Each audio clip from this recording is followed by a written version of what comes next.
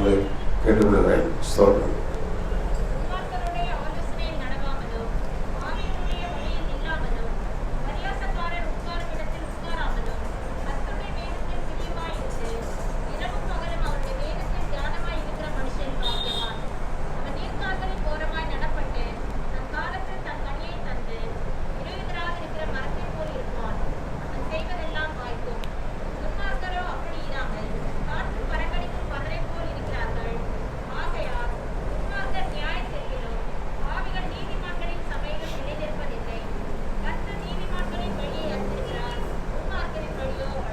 ஸ்தோத்திரம்.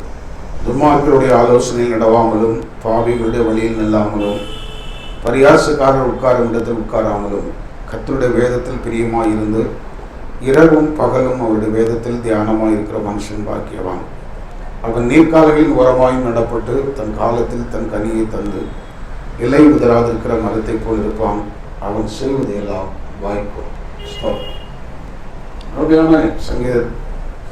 சங்கீதத்தை நாம் வாசிக்க கேட்கிறோம். முதலாவது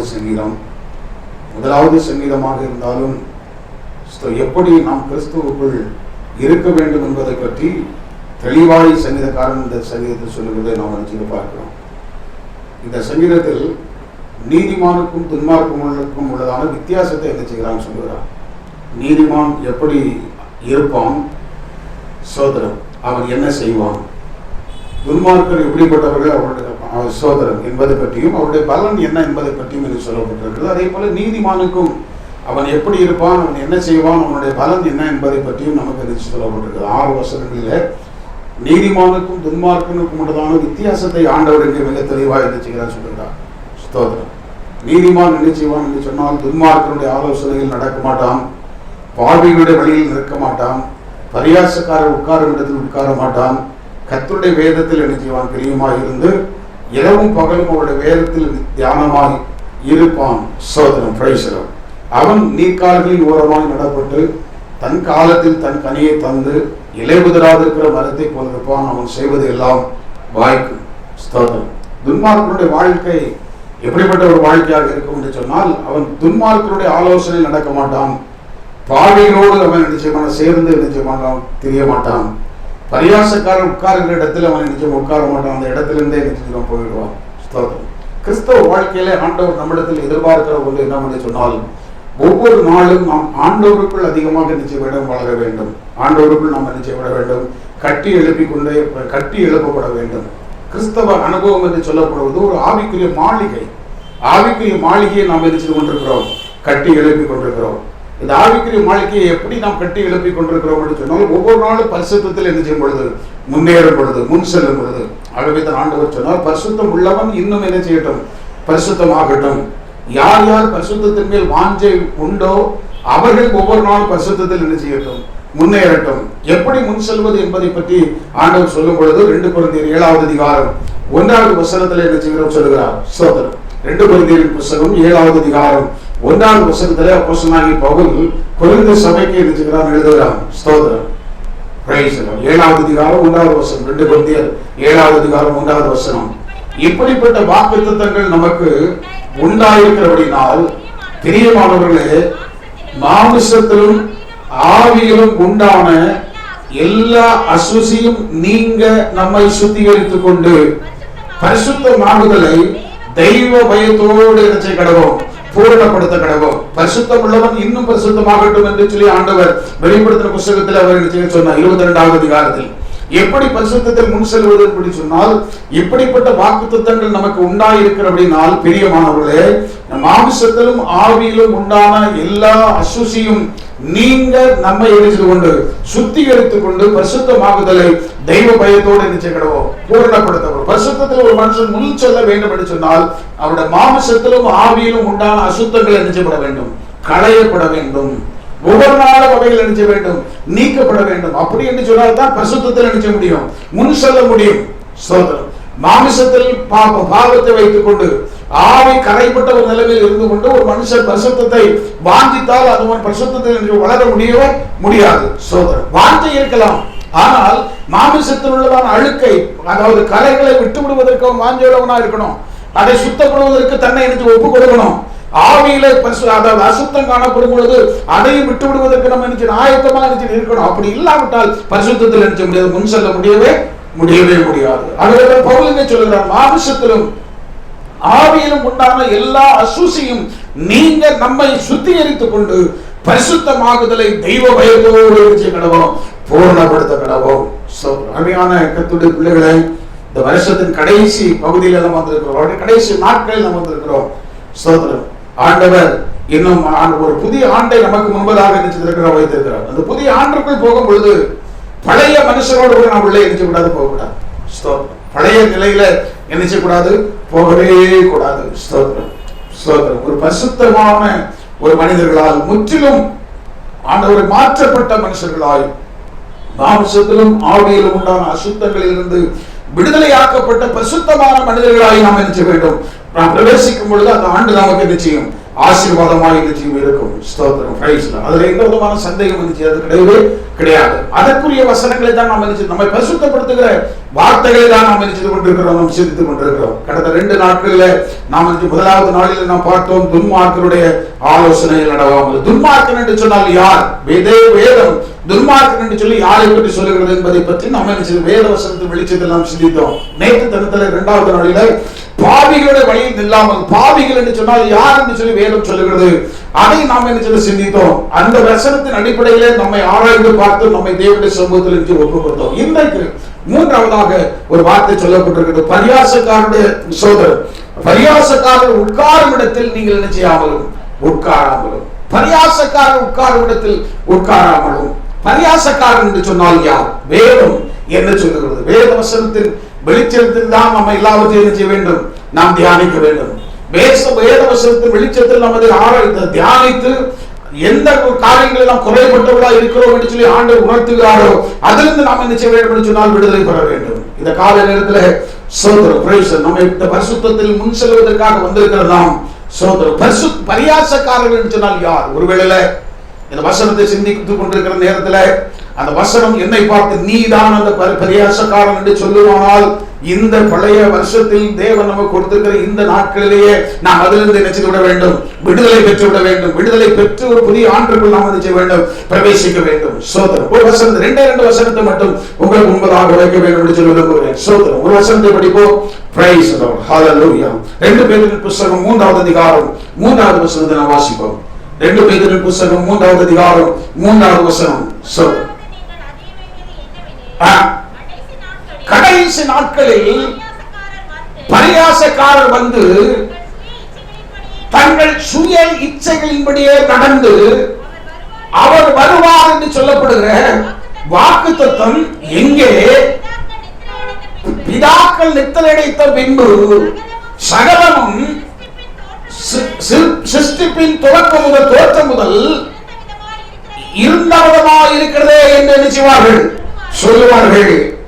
போதும். பரியாசக்காரர் வந்து தங்கள் சுய இச்சைகளின்படியே நடந்து அவர் வருவார் என்று சொல்லப்படுகிற வாக்குத்தத்தம் எங்கே? பரியாசக்காரர் வந்து சொல்லுவான், அவர் வருவார் என்று சொல்லப்படுகிற வாக்குத்தத்தம் எங்கே? அப்படி கேட்கிற ஒரு மனுஷனை பற்றி வேதம் சொல்லுது, அவன் பரியாசக்காரன். அது மட்டும் இல்லாமல் அவனை பற்றி சொல்லுகிறது, தன் சுய இச்சைகளின்படி என்ன செய்கிறவன்? நடக்கிறவன். தன்னுடைய சுய விருப்பத்தின்படி என்ன செய்கிறவன்? நடக்கிறவன். தன்னுடைய சுய இச்சைகளின்படி தனக்குள்ளே உண்டாகிற ஆலோசனையின்படி என்ன செய்கிறவன்? நடக்கிறவன். காரணம், நமக்குள்ளேயும் சில சத்தங்கள் என்ன கேட்கும். தெய்வ சத்தம் நமக்கு கடந்து வரும். அதே சமயத்தில் நமக்கு உள்ளே இருந்தும் எந்த உண்டாகும்? சத்தம் நிச்சயம் உண்டாகும். அது மாமிசத்தினுடைய சத்தம். அந்த மாமிசம் நிச்சயம் சொல்லும், நீ உன்னுடைய சுய இச்சைகளின்படி, உன்னுடைய சுய எண்ணத்தின்படி, சுய விருப்பத்தின்படி நீ என்ன செய்ய நடந்து கொள் அப்படின்னு சொல்லி நிச்சயம் சொல்லும். அப்படிப்பட்ட ஒரு மனுஷன் என்ன சொல்லுகிறார் என்று சொன்னால், அவனை பார்த்து வேதம் சொல்லுகிறது அவன் பரியாசக்காரன். அவன் மேலும் என்ன சொல்லுகிறார் என்று சொன்னால், அவர் வருவார் என்று சொல்லப்படுகிற வாக்குத்தத்தம் எங்கே? நமக்கு நன்றாக தெரியும், ஆண்டவர் வருவேன் என்று சொன்னவர் சீக்கிரம் என்ன செய்வார்? வருவார். அவர் தாமதம் பண்ணுவது கிடையவே கிடையாது. அவர் வருகையின் நாட்களில் நாம் என்ன செய்திருக்கிறோம்? வந்திருக்கிறோம். ஆனால் இன்றைக்கு ஒரு கூட்டம் இருக்குது, சொல்லிக்கிட்டு இருக்குது, இயேசு என்ன செய்ய மாட்டார்? என்ன செய்ய மாட்டார்? வரவே மாட்டார். காரணம், இயேசு வருகிறது எதற்காக வருகிறார் என்று சொன்னால், ஒரு கூட்டம் ஜனத்தை அவருடைய ராஜ்யத்தில் போய் சேர்ப்பதற்காக, அவருடைய ராஜ்யத்தில் கொண்டு போய் என்ன செய்வதற்காக சேர்ப்பதற்காக வருகிறார். ஒரு திரள் கூட்டமான ஜனத்தை தண்டிப்பதற்கு இருக்கிறார் வருகிறார். சோதனம் தண்டிப்பதற்காக வருகிறார். அதை குறித்து அப்போஸ்தலனாகிய தேவனுடைய மனுஷனாகிய ஏனோக்கு என்ன சொல்லுகிறார். சோதரம் யூதாவின் புஸ்தகம் பிரைஸ் சோதரம் யூதாவின் அடுத்த புஸ்தகம் யூதாவின் புஸ்தகம் 14வது வசனத்தை நாம் படிப்போம். ஆதாமுக்கு 7ஆம் தலைமுறையான ஏனோக்கு இவர்களை குறித்து இதோ எல்லாருக்கும் நியாய தீர்ப்பு கொடுக்கிறதுக்காக அவர்களில் அவபக்தி உள்ள யாவரும் அவபக்தியாய் பேசின செய்து வந்த சகல அவபக்தியான கிரியைகள் நிமித்தம் தமக்கு விரோதமாய் பாவிகள் பேசின கடின வார்த்தைகள் நிமித்தம் அவர்களை கண்டிக்கிறதற்கு ஆயிரமான பரிசுத்தவான்களோடு கூட நினைச்சுகிறார் வருகிறார் என்று முன்னறிவித்தான். ஆதாமுக்கு 7ஆம் தலைமுறையான ஏனோக்கு. இந்த ஏனோக்கை பற்றி நமக்கு நிறைய வார்த்தைகள் நமக்கு ஒன்றும் சொல்லப்படவில்லை. ஆதியாகமத்து புஸ்தகம் 5வது அதிகாரத்தில் சில வார்த்தைகள் தான் நமக்கு சொல்லப்பட்டிருக்கிறது. எபிரேயர் சில வார்த்தைகளை சொல்லுகிறான். சோதனம் ஏனோக்கு 300 வருஷம் தேவனோடு கூட நடந்து கொண்டிருக்கையில் நினைச்சுதான் தேவன் அவனை எடுத்துக்கொண்டால் அவன் காணப்படாமல் போனான் என்று சொல்லி ஏனோக்கை பற்றி நினைச்சு சொல்லப்பட்டிருக்கிறது. இது யூதா அப்போஸ்தலன் நினைச்சுக்கிறான் என்று சொன்னால் இந்த ஏனோக்கினுடைய ஊழியத்தை பற்றி நினைச்சுக்கிறான்னு சொல்லுகிறான். ஏனோக்கினுடைய ஊழியம் இயேசு கிறிஸ்துடைய முதல் வருகை இன்னும் நினைச்சப்படவில்லை, வரவில்லை. இயேசு கிறிஸ்துடைய முதல் வருகைக்கான வாக்குத்தத்தம் கொடுக்கப்பட்டது. ஆனால் ஒரு முதல் வருகை இன்னும் நினைச்சவில்லை, வரவில்லை. இயேசு கிறிஸ்துடைய முதல் வருகை வருவதற்கு முன்பதாகவே இயேசு கிறிஸ்துடைய 2வது வருகை குறித்து யார் தீர்க்க தரிசனம் சொல்லுகிறது? இந்த ஏனோக்கை நினைச்சுக்கிறான்னு சொன்னால் தீர்க்க தரிசனமாக வருகிறான். அவர் சொன்ன தீர்க்க தரிசனத்தில் என்ன தீர்க்க தரிசனம் என்று சொன்னால் ஆண்டவர் ஆயிரமான பரிசுத்தவான்களோடு கூட நினைச்சுகிறார் வருகிறார். எதற்காக வருகிறார் என்று சொன்னால் அவர்களை என்ன செய்வதற்காக, அவபக்தி உள்ள பாவிகளை கண்டிப்பதற்காக, நியாயம் விசாரிப்பதற்காக என்ன செய்கிறார் வருகிறார். ஆகவே தன் சங்கீதக்காரன் சொன்னான் அவர் வருகிறார், அவர் பூமியை நியாயம் நிற்க விடுகிறார், அவர் பூலோகத்தை நீதியோடும் சகல ஜனங்களையும் சத்தியத்தோடும் என்ன செய்வார், அவர் நியாயம் தீர்ப்பார். அவர் நியாயம் தீர்ப்பதற்காக இயேசு இந்த பூமிக்கு என்ன செய்கிறார், வரப்போகிறார். ஆனால் ஒரு கூட்டம் ஜனம் என்ன சொல்கிறது என்று சொன்னால் அன்புள்ள தேவன் உலகத்தை என்ன செய்ய மாட்டார், நியாயம் தீர்க்க மாட்டார், தண்டிக்க மாட்டார். ஆண்டவர் அன்புள்ளவர் என்று சொல்லி நாம் அறிந்திருக்கிறோம். அவர் தேவன் அன்பாகவே இருக்கிறார் என்பதையும் நாம் நினைச்சிருக்கிறோம், அறிந்திருக்கிறோம். தேவன் அன்புள்ளவர் என்பதை நாம் அறிந்ததை விசுவாசித்திருக்கிறோம். ஆனால் அதே நேரத்தில் நம்முடைய ஆண்டவர் பட்சிக்கிற அக்கினி என்பதையும் நாம் நினைச்சிருக்கிறோம், நாம் அறிந்திருக்கிறோம். ஸ்தோத்திரம், அல்லேலூயா. நாம் தேவனை பற்றி கொண்டிருக்கிற அறிவு என்ன பண்ணி சொன்னால் அவர் அன்புள்ளவர். ஆனால் அதே நேரத்தில் என்ன செய்கிறது என்று சொன்னால் பாவத்தை பார்க்க மாட்டாத சுத்த கண்ணை எரிச்சு உடையவர். ஸ்தோத்திரம், அல்லேலூயா. அவரவர் செய்த நன்மைக்காவது தீமைக்காவது தக்க பலனை அடையும்படிக்கு நாம் எல்லாரும் கிறிஸ்துவின் நியாயாசனத்துக்கு முன்பதாக கொண்டு நாம் தெரிவிக்க வேண்டும், நிற்க வேண்டும். அதுல எந்த விதமான மாற்றமும் அது கிடையவே கிடையாது. தேவன் கொடுத்திருக்கிற நேரத்தில், தேவன் கொடுத்திருக்கிற தருணத்தை பயன்படுத்தி ஒரு மனுஷன் ஆண்டவரை அண்டிக் கொள்ளாவிட்டால் சோதரம் நியாய தீர்ப்புக்கு தப்பிக்கொள்ள முடியவே முடியாது. சோதரம். ஆகவே தான் 2வது சங்கீதத்தில் என்ன செய்கிற சங்கீதக்காரன் சொல்லும் பொழுது அவன் சொல்லுகிறான், சோதரம், குமாரன் கோபம் கொள்ளாமலும், சோதரம், குமாரன் கோபம் கொள்ளாமலும் நீங்கள் வழியிலே அழியாமலும் இருக்கும்படிக்கு அவரை முத்தம் செய்யுங்கள். கொஞ்ச காலத்தில் அவருடைய கோபம் பற்றி எரியும். அவரை அண்டிக் கொள்ளுகிற யாவரையும் இப்படிப்பட்டவர்கள் பாக்கியவான்கள். சோதரம், அல்லேலூயா. இயேசு என்ன செய்கிறார் என்று சொன்னால் இந்த உலகத்தை அவருடைய ஜனத்தை, அவரால் மீட்கப்பட்ட ஜனத்தை, அவருடைய இரத்தத்தினாலே சுத்திகரிக்கப்பட்டு ஒவ்வொரு நாளும் தன்னை பரிசுத்தப்படுத்தி ஆண்டவரே வாரும் வாரும் என்று சொல்லி அந்த வருகைக்காக ஏங்கிக் கொண்டிருக்கிற ஜனத்தை அவரோடு சேர்ப்பதற்கு வருகிறார். அதே நேரத்தில் அவபக்தி உள்ள ஜனத்தை நியாயம் விசாரிப்பதற்காக வருகிறார். இதுல எந்த விதமான கருத்து விதிச்சு இருக்கவே முடியாது. இயேசுனுடைய வருகை நாட்கள் நாம் வந்திருக்கிறோம். ஆனால் ஒரு கூட்டம் சொல்லுது இயேசு வரமாட்டார். அவர்களை பற்றி என்ன சொல்லுகிறது என்று சொன்னால் அவர்கள் பரியாசக்காரர்கள். அவர்கள் என்ன செய்கிறார்கள் என்று சொன்னால் பரியாசக்காரர்கள். சோதனம், அருமையான கர்த்தருடைய பிள்ளைகளே, ஒவ்வொரு நாளும் கர்த்தருடைய வருகை எதிர்பார்த்து நாம் நிச்சயம் காத்திருப்போம். 2 தெசலோனிக்கேயர் புத்தகம் 2வது அதிகாரம் 1வது வசனத்திலிருந்து 3வது வசனம் வரைக்கும் வாசிப்போம். எப்பொழுது இயேசு வருவார்? ஸ்தோத்திரம், பிரைஸ் தி லார்ட். எப்பொழுது இயேசு வருவார்? ஹalleluya, ஸ்தோத்திரம், பிரைஸ் தி லார்ட். 2 தெசலோனிக்கேயர் புத்தகம் 2வது அதிகாரம் 1வது வசனத்திலிருந்து 3வது வசனம் வரைக்கும் படிப்போம். அன்பின் சகோதரரே, நம்முடைய கர்த்தராகிய இயேசு கிறிஸ்துவின் வருகையையும் நாம் அவரிடத்தில் சேர்க்கப்படுவதையும் குறித்து நாங்கள் உங்களை வேண்டிக் கொள்வது என்னவென்றால், ஒரு ஆவியினாலாவது வார்த்தையினாலாவது எங்களிடத்திலிருந்து வந்ததாய் தோன்றுகிற ஒரு நிறுவனத்தினாலாவது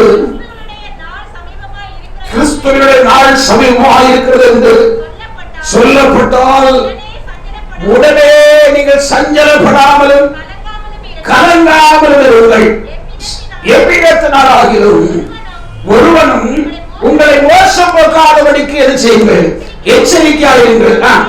ஏனெனில் விசுவாச துரோகம் முந்தி நேரிட்டு கேட்டின் மகனாகிய பாவ மனுஷன் வெளிப்பட்டால் அந்த நாள் அது வராது.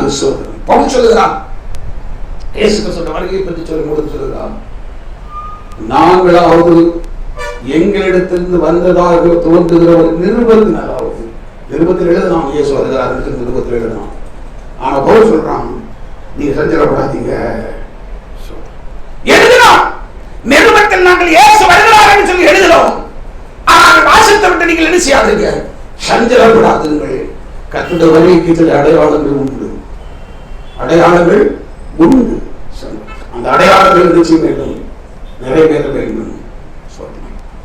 ஆதி திருச்சபையில அப்போஸ்தலர்கள் நிருபத்தை எழுதின பொழுது ஒவ்வொரு நிருபத்திலும் இயேசு கிறிஸ்துவின் வருகை குறித்து என்ன செய்தார்கள்? பிரசங்கித்தார்கள்.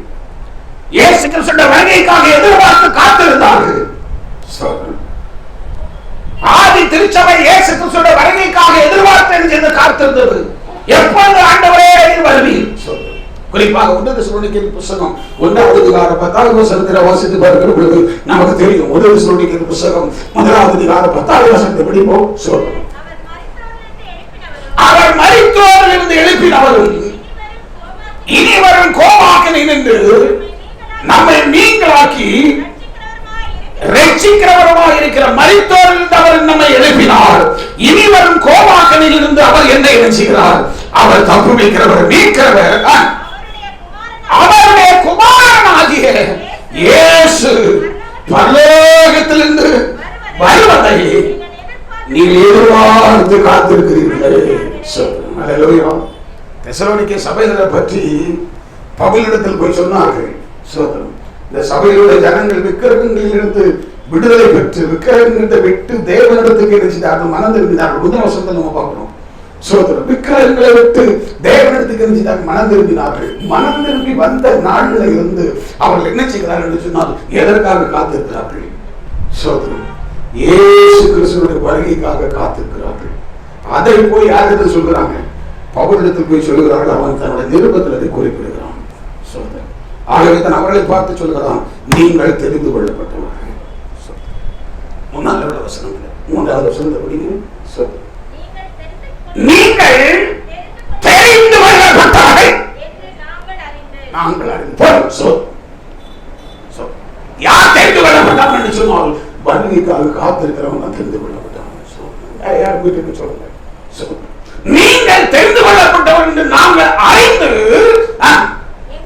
எங்கள் ஜபங்களில் இடைவிடாமல் உங்களுக்காக நாங்கள் தேவனை நிச்சயம் விண்ணப்பப்படுகிறோம். சொல்லுகிறோம். அதே தெரிந்து கொள்ளப்பட்டவர்கள். நீங்கள் சாதாரணமானவர்கள், நீங்கள் தெரிந்து கொள்ளப்பட்டவர்கள். காரணம் சொன்னால் நீங்கள் ரட்சியம், அதாவது விக்கிரகத்தை விட்டு தேவனிடத்துக்கு திரும்பி வந்தீர்கள். திரும்பி வந்த நாளில் இருந்து இயேசு கிறிஸ்துவின் வருகைக்காக எதிர்பார்த்து கொண்டிருக்கிறீர்கள், காத்துக் கொண்டிருக்கிறீர்கள். ஆகவே எந்த சந்தேகமும் இல்லை, நீங்கள் தெரிந்து கொள்ளப்பட்டவர்கள். நம்மை பார்த்து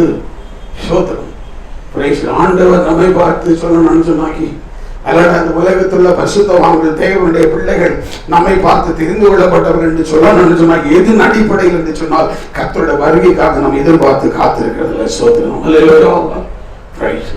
எப்போது கர்த்தருடைய வருகைக்கு காத்திருக்கும். இப்ப பவுல் சொல்லுகிறான், நாங்களாவது எங்களிடத்தில் வந்ததாய் தோன்றுகிற ஒரு நிருபத்தினாலாவது இயேசு கிறிஸ்து வரப்போகிறார் என்று சொல்லி யாராவது உங்களுக்கு அறிவித்தால், அந்த நிருபத்தில் வாசிக்கிறதுனால நீங்கள் தெரிந்து கொண்டால் அதை பற்றி நீங்கள் நிச்சயம் சந்தேகப்படாது, அதாவது சஞ்சலப்படாதீர்கள். சஞ்சலப்படாது வருவார். ஆனா அவர் வரைக்கு முன்பதாக சில அடையாளங்கள் உண்டு. சோதனம் என்ன நேரிடும் என்று சொன்னால், விசுவாச துரோகம் முந்தி என்ன செய்யும்? நேரிடும். நல்ல கவனிங்க, அதுதான் இந்த காரணம். விசுவாச துரோகம் எங்கு பார்த்தாலும் விசுவாச துரோகம். அப்படி இல்லாட்டா வேலை யாத்திரை பண்றவனுக்கு இவன் ஜெபம் பண்ணி போவான்.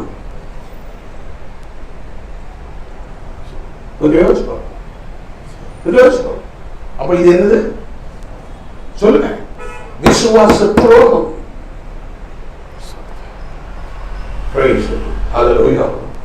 விசுவாச துரோகம் முந்தி நேரிட்டு கேட்டின் மகனாகிய பாவ மனுஷன் வெளிப்பட்டால் அந்த நாள் எழுச்சியாக வருவே வராது. முதலாவது உண்டாகிறது விசுவாச துரோகம். அது இந்த நாட்கள் தான்.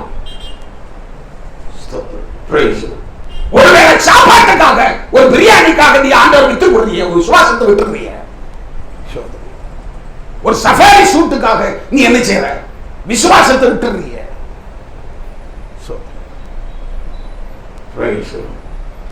விசுவாச துரோகம் நடக்குது. அதனால சொல்லுகிறேன், இயேசு வருகிறார், சீக்கிரம் வருகிறார். இனி காலம் செல்லாது. இனி காலம் நினைச்சா செல்லாது. இயேசு சீக்கிரம் என்ன சொல்ல வரப்போகிற காரணம் எங்க பார்த்தால் விசுவாச துரோகம். விசுவாசத்தை ஆரம்பித்தவர்கள், விசுவாசத்தில் உன்னதமான ஒரு நிலைமையில் இருந்தவர்கள் இன்றைக்கு என்ன செய்கிறார்கள் சொல்ல விசுவாசத்தை விட்டு விலகி போனார்கள். ஆனால் அவர்கள் நாங்கள் தேவனுடைய ஊழியக்காரர்கள், விசுவாசிகள் என்று சொல்லி என்ன செய்கிறார்கள்? சொல்லிக் கொண்டிருக்கிறார்கள். உண்மையிலே அவர்கள் யார் அல்ல, அவர்கள் தேவனுடைய ஊழியக்காரர்களும் அல்ல, விசுவாசிகளும் அல்ல, விசுவாச துரோகத்தை உண்டு கொள்கிறவர்கள். அதனால் தான் பவுல் அவர்களை பற்றி சொல்லுகிறான், அவர்கள் சிலுவைக்கு பகைஞர்கள். கேள்வி சபைக்கு எழுத முடிகிறான். படிங்க 3வது அதிகாரம் 19வது வசனமா பிலிப்பியர்கள் நிருபம். அவருடைய முடிவு 18. ஏனெனில் அநேகர் வேறு விதமாய் நடக்கிறார்கள். அவர்கள் கிறிஸ்துவின் சிலுவைக்கு பகைஞர்கள். அவர்கள் அநேகர் வேறு விதமாய் நடக்கிறார்கள். அவர்கள் கிறிஸ்துவின் சிலுவைக்கு எப்படிப்பட்டவர்கள்? பகைஞர்கள். உங்களுக்கு அநேக தரம் சொன்னேன். இப்பொழுது கண்ணீரோடு நான் சொல்ல அநேக தடவை சொன்னேன். இப்பொழுது கண்ணீரோடு கூட சொல்லுகிறேன். நான் சொல்லிவிட்டு சொல்லுகிறான், அவர்களுடைய தேவன், அவருடைய முடிவு அழிவு, அவருடைய தேவன் வயல், அவருடைய மகிமை, அவருடைய லட்சம் பூமி கட்டவைகளை நிச்சயிக்கிறார்கள், சிந்திக்கிறார்கள். அவருடைய தேவன் சோதனம் அழிவு, அவருடைய முடிவு அழிவு, அவருடைய தேவன் வயல், அவர்கள் பூமி கட்டவைகளை நிச்சயிக்கிறார்கள், சிந்திக்கிறார்கள். அதுதான் விசுவாச துரோகம். விசுவாச துரோகம். எத்தனை பேர் எத்தனையோ ஆயிரக்கணக்கான பேரை பற்றி சொல்ல முடியும். உன்னதமான நிலைமையில் இருந்தவர்கள் ஆனால் இன்னைக்கு எல்லாவற்றையும் இழந்து, மகிமையை இழந்த ஒரு மனிதர்களாக இன்னைக்கு வாழ்ந்து கொண்டிருக்கிறார்களே. விசுவாச துரோகம். அதைத்தான் ஒரு அடையாளமாக நினைச்சுக்கிறான் சொல்லுகிறான். மத்தேயு 24வது அதிகாரம் 14வது வசனத்தில் மத்தேயு 24வது அதிகாரம் 14வது வசனத்தில் ஆண்டவர் சொல்லுகிறார், படியுங்கள். ராஜ்யத்தினுடைய இந்த சுவிசேஷம் பூலோகம் எங்குள்ள சகல ஜாதிகளுக்கும் சாட்சியாக பிரசங்கிக்கப்படும். அப்பொழுது இந்த உண்டாகும் முடிவு வரும். ராஜ்யத்தினுடைய சுவிசேஷம் பூலோகம் எங்குள்ள எல்லா ஜாதிகளுக்கும் என்ன செய்யப்படும்? சாட்சியாக அறிவிக்கப்படும். எல்லா ஜாதிகளுக்கும், பூலோகம் எங்கிலும் உள்ள எல்லா ஜாதிகளுக்கும், எல்லா ஜாதிகளுக்கும், எல்லா ஜாதிகளுக்கும் என்று சொல்லப்படும் பொழுது எப்படிப்பட்ட ஜனமாக இருந்தாலும் சரி, எல்லா ஜனத்திலும், அது சோதர நாகரிகம் இல்லாத ஒரு மனுஷனாக இருந்தாலும் சரி, சோதர நாகரிகம் இல்லாத ஒரு மனுஷனாக, காட்டு வாசிகளாக இருந்தாலும் சரி, அவருக்கு சுவிசேஷம் என்ன செய்யப்படும், அறிவிக்கப்படும். அப்பொழுதுதான் இயேசு கிறிஸ்துவின் வருகை என்ன செய்யும், இருக்கும். இயேசு எப்பொழுது வருவார் என்று சொன்னால், இந்த சுவிசேஷம், ராஜ்யத்தினுடைய சுவிசேஷம் பூலகத்தில் உள்ள எல்லா ஜாதிகளுக்கும் அறிவிக்கப்படும். அது பட்டணத்து வாசியாக இருந்தாலும் சரி, கிராமத்து வாசியாக இருந்தாலும் சரி, அது காட்டு வாசியாக இருந்தாலும் சரி, எப்படிப்பட்ட மனுஷனாக இருந்தாலும் சரி, நாகரிகம் உள்ள ஒரு மனுஷனாக இருந்தாலும் சரி, நாகரிகம் இல்லாத ஒரு மனுஷனாக இருந்தாலும் சரி, எப்படிப்பட்ட ஒரு மனுஷனாக இருந்தாலும் சரி, எல்லா ஜாதிகளுக்கும் தேவனுடைய வசனம், இந்த சுவிசேஷம் அறிவிக்கப்படும். அப்பொழுது இயேசு என்ன செய்வார், வருவார். இரண்டாவது, எப்பொழுது இயேசு வருவார் என்பதை பற்றி அதே பேதுரு 2 பேதுரு புத்தகம் 3வது அதிகாரம் 9வது வசனத்தையும் 10வது வசனத்தை படியுங்கள். 2 பேதுரு புத்தகம் 3வது அதிகாரம் 9வது வசனத்தையும் 10வது வசனத்தையும் படிப்போம். சோதரன் தாமதிக்கிறார் என்று சிலர் எண்ணுகிறபடி கர்த்தர் தம்முடைய வாக்குத்தத்தத்தை குறித்து தாமதமாகிறாமல், தாமதிக்கிறார் என்று சிலர் எண்ணுகிறபடி கர்த்தர் தம்முடைய வாக்குத்தத்தத்தை குறித்து தாமதமாகிறாமல், ஒருவரும் கெட்டுப் போகாமல் எல்லாரும் மனம் திரும்ப வேண்டும் என்று விரும்பி நம்மேல் நீடிய பொறுமையுள்ளவராக இருக்கிறார். எல்லாரும் மனம் திரும்ப வேண்டும் என்பது தேவனுடைய சித்தம். சோதரம் அல்லேலூயா. எல்லாரும் மனம் திரும்பும்படியாக அவர் என்ன செய்கிறார் என்று சொன்னால், நம்மேல நீடிய பொறுமையுள்ளவராக இருக்கிறார். ஒருவேளை 50 வருஷத்துக்கு முன்னால இயேசு வந்திருந்தாருன்னா நான் ரட்சிக்க போட்டுக்க மாட்டேன், நான் ரட்சிக்கப்படணும்னு சொல்றதுக்காக பொறுமையாக இருந்தார். ஒருவேளை 10 வருஷத்துக்கு முன்னால இயேசு வந்திருந்தாலும் சோதனை நம்மில் அநேகர் நினைச்சிருக்கலாம், ஒரு சில ஒருவேளை நினைச்சிருக்கலாம், சோதனை மனம் திரும்பாமலே நினைச்சிருக்கலாம், நித்திய ஆக்கினை அடைந்திருக்கலாம். தேவன் நீடிய பொறுமை உள்ளவராக இருக்கிறார். ஆனால் எல்லாரும் மனம் திரும்ப வேண்டும் என்று தேவன் நீடிய பொறுமை உள்ளவராக இருக்கிறார். அதற்கு ஒரு எல்கை உண்டு, அதற்கு ஒரு எல்கை உண்டு. நல்லா கவனிக்கும். வாசிங்கள் ரோமர் 11வது அதிகாரம், ரோமர் 11வது அதிகாரம் 25வது வசனத்தை படியுங்கள். சோதரம் எல்லாரும் மனம் திரும்ப வேண்டும் என்று கர்த்தர் நீடிய பொறுமை இருக்கிறார், உண்மைதான். ஆனால் அதுவும் அவனுக்கும் ஒரு எல்கை உண்டு. சோதரம் அந்த எல்கை என்ன என்பதை பற்றி தான் பவுல் ரோமர் 11வது அதிகாரம் 25வது வசனத்தில் குறிப்பிடுகிறான். படிங்கள். மேலும் சகோதரர்களே, நீங்கள் உங்களையே புத்திமான்கள் என்று எண்ணாதபடிக்கு இதோ ஒரு ரகசியத்தை நீங்கள் அறிய வேண்டும். இது ஒரு ரகசியம். இந்த ரகசியத்தை நீங்கள் அறிய வேண்டும் என்று இருக்கிறேன்.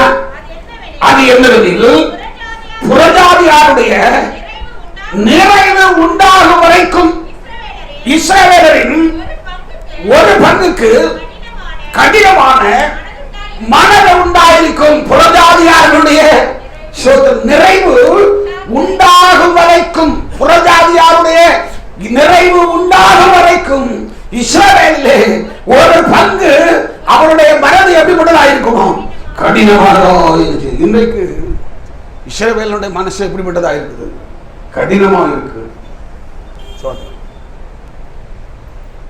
கிறிஸ்துமஸ் அன்னைக்கு இஸ்ரவேல் தேசத்தினுடைய பிரைம் மினிஸ்டர் நெத்தன்யாகு வாழ்த்து செய்து கிறிஸ்துமஸ் வாழ்த்து அனுப்பினார். அதுக்கு சில கொஸ்டின்கள் வந்துச்சு. அவர் தெரிஞ்சு சொன்னாரா தெரியாம சொன்னாரா? காரணம், இஸ்ரவேல் யாரை ஏற்றுக்கொள்றதில்லை, இயேசுவை ஏற்றுக்கொள்வதில்லை. ஆனால் இஸ்ரவேல் நாட்டினுடைய பிரைம் மினிஸ்டர் என்ன செய்கிறார், இயேசு கிறிஸ்துவின் பிறப்பை பற்றி வாழ்த்து செய்தி சொல்லுகிறார். அதற்கு மற்ற இடங்களிலிருந்து கேள்வி என்ன வந்துச்சு, இவர் ஒரு யூதன் அல்லவா? சோதரம் யூதனாக இருக்கிற இவர் தெரிந்துதான் வாழ்த்து செய்தி சொன்னாரா, தெரியாமல் வாழ்த்து சொல்லிட்டாரா? எப்படி இருக்கட்டும், வேதம் என்ன சொல்லுதுன்னு சொன்னா, இஸ்ரவேலுடைய மனது என்ன செய்து கடினமாக இருக்குது. இந்நாள் வரைக்கும் ஒரு பங்கு அதனுடைய இருதயம் என்ன செய்திருக்கு, தேவன் அதை கடினப்படுத்தி. எதற்காக சொன்னாங்க, புறஜாதியாருடைய நிறைவு உண்டாகுது வரைக்கும். எல்லாரும் மனம் திரும்பணும்னு சொல்லி ஆண்டு விரும்புகிறார். எல்லாரும் மனம் திரும்ப வேண்டும் என்று கர்த்தர் நீதி பொறுமையோடு இருக்கிறார் சொல்லி பேதர் என்ன செய்கிறான் சொல்லுகிறான்.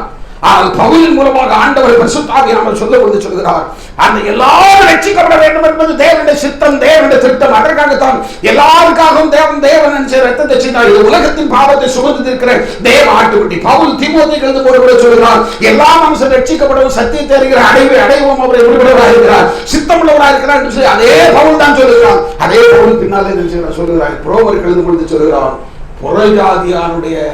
புறஜாதிகளுடைய நிறைவு உண்டாகும் வரை. அது இந்த நிறைவு எப்போ வரும் சொல்றது? ஒருவேளை அடுத்த நிமிஷத்துல கூட நடக்கலாம், அடுத்த செகண்ட் கூட. அந்த கடைசி நபர் அந்த நிறைவை உண்டாக்குகிற புறஜாதியாரின் நிறைவை உண்டாக்குகிற அந்த கடைசி நபர் அடுத்த நிமிஷத்தில் கூட என்ன செய்யலாம்? அவர் மனம் திரும்பலாம். அவர் எப்போ மனம் திரும்புறாரோ, அவர் எந்த இடத்துல இருக்கிறான்னு எனக்கு தெரியாது. அந்த இடம் எங்க சொல்லப்படல.